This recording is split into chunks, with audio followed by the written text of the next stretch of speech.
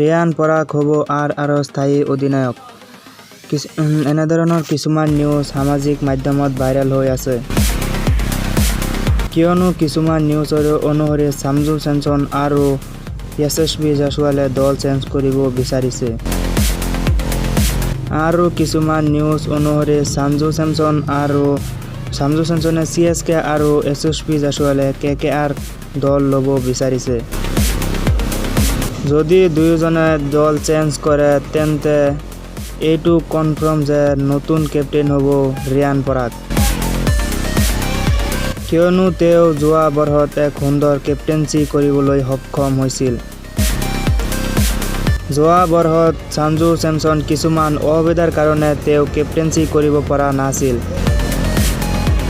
তাৰ পৰিৱৰ্তে ৰিয়ান পৰাগে নেতৃত্ব দিছিল।